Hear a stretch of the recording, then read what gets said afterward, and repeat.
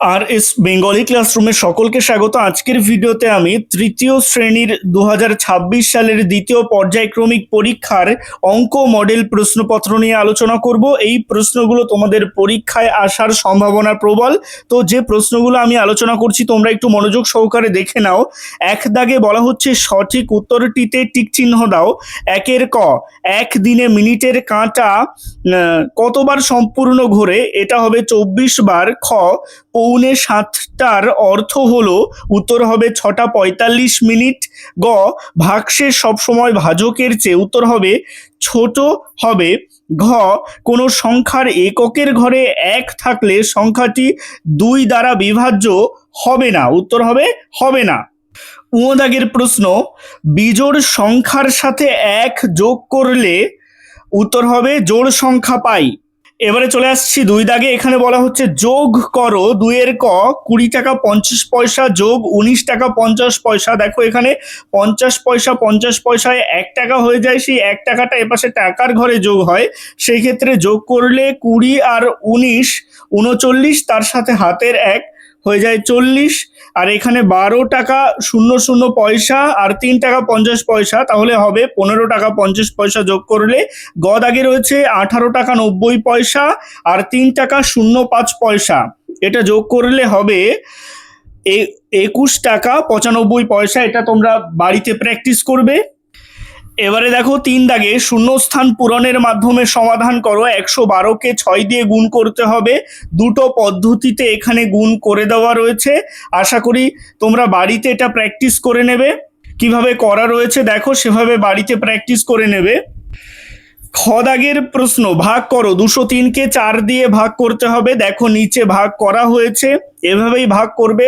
আর আমরা জানি ভাজ্য সমান ভাজক গুণ ভাগফল যোগ ভাগশেষ, সেটাই এখানে করা রয়েছে। ডান পাশে সূত্রটা সুন্দর করে দেখো করিয়ে দেওয়া রয়েছে, তোমরা এখান থেকে দেখে বাড়িতে ভালো করে প্র্যাকটিস করবে।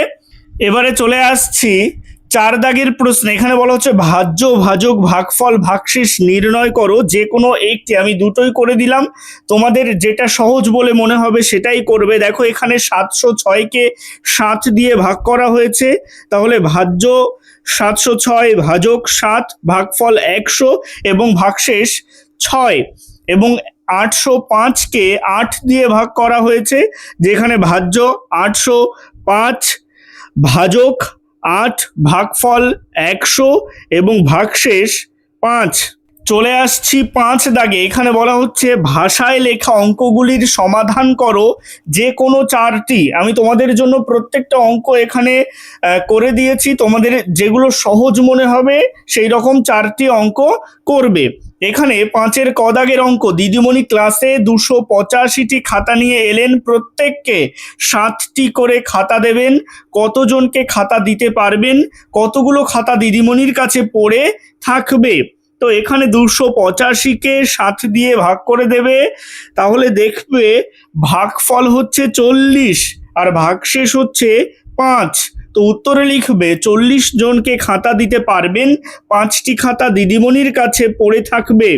এবারে চলে আসছে খ দাগে। এখানে বলা হচ্ছে দীপু 15 জোড়া মোজা বাজার থেকে কিনে আনলো, 6 জোড়া মোজা কাকিমাকে দিয়ে দিল। দীপুর কাছে এখন কয়টি মোজা রইল? তো কিনে আনলো 15 জোড়া আর দিয়ে দিল 6 জোড়া, বিয়োগ যাবে 15 থেকে 6 বিয়োগ করলে রইল 9 জোড়া। এখন 1 জোড়া সমান 2টি আমরা জানি, তাহলে 9 জোড়া সমান 9 গুণ 2টি, তাহলে হবে 18টি। অর্থাৎ অতএব দিয়ে উত্তরে লিখবে দীপুর কাছে এখন 18টি মোজা রইল। এবারে চলে আসছি গ দাগে। এখানে বলা হচ্ছে গোপার দাদু গোপাকে 40 টাকা 50 পয়সা দিলেন। গোপা 7 টাকা 50 পয়সার ফুচকা ও 5 টাকার আলু কাবলি খেয়েছে। এখন গোপার কাছে কত টাকা আছে? তো অঙ্কটা করবে ফুচকা 7 টাকা 50 পয়সা, আলু কাবলি 5 টাকা 0 পয়সা। তো যোগ করবে, তাহলে যোগ করলে হচ্ছে খরচ 12 টাকা 50 পয়সা। এখন মোট ছিল 40 টাকা 50 পয়সা, তার থেকে খরচ 12 টাকা 50 পয়সা যদি বিয়োগ করা হয় তাহলে উত্তর হবে 28 টাকা। অর্থাৎ আছে 28 টাকা 0 পয়সা। উত্তরে লিখবে এখন গোপার কাছে 28 টাকা আছে। এবারে চলে আসছি ঘ দাগের প্রশ্নে। এখানে বলা হচ্ছে একটি গ্রামের প্রত্যেক পরিবারকে 2 কেজি করে চাল দেওয়া হয়, মোট 300 কেজি চাল পাঠানো হলো, কতগুলো পরিবারের মধ্যে তা সমান ভাগে ভাগ করা যাবে? তাহলে 300কে 2 দিয়ে ভাগ করবে, দেখবে ভাগফল হবে 150।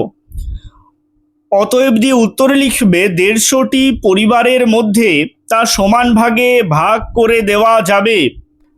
দাগের প্রশ্ন, পুকুরের পাড় বাঁধানোর জন্য 7 জন মানুষকে কাজে লাগানো হয়েছে, প্রত্যেককে 135 টাকা দেওয়া হলো, তাদেরকে মোট কত টাকা দেওয়া হলো? তাহলে 135কে 7 দিয়ে গুণ করে দেবে, তাহলে গুণফল হবে 945। উত্তরে লিখবে তাদেরকে মোট 945 টাকা দেওয়া হলো। এবারে চলে আসছি 6 দাগে। এখানে বলা হচ্ছে বিন্যাস দেখে পরের ছবি আঁকো। দেখো একদম শেষের ছবিটা, প্রথমে তীর চিহ্নটা ডান দিকে যাচ্ছে, তারপরে নিচের দিকে, তারপরে বাঁ দিকে, অর্থাৎ শেষে হবে উপরের দিকে। এবারে খ দাগটা ভালো করে ছবিগুলো লক্ষ্য করো। দেখো প্রথমে স্টারটা রয়েছে উপরের দিকে, তারপরে বাঁ দিকে, তারপরে নিচের দিকে, অর্থাৎ শেষেরটায় স্টারটা যাবে ডান দিকে, আর প্রত্যেকটা ছবি সেভাবেই সরে সরে যাবে। আমি একদম ডান দিকের ছবিটা এঁকে দিয়েছি, এভাবেই ঠিক দেখে দেখে সুন্দর করে এঁকে দেবে। আজকের ভিডিওটা এই পর্যন্তই। ভিডিওটা ভালো লাগলে অবশ্যই একটা লাইক করে দিও এবং একই ক্লাসের বন্ধুদের সাথে ভিডিওটাকে শেয়ার করতে ভুলো না। ভালো থেকো, সুস্থ থেকো সকলে, আর অবশ্যই RS বেঙ্গলি ক্লাসরুমের সাথে থেকো।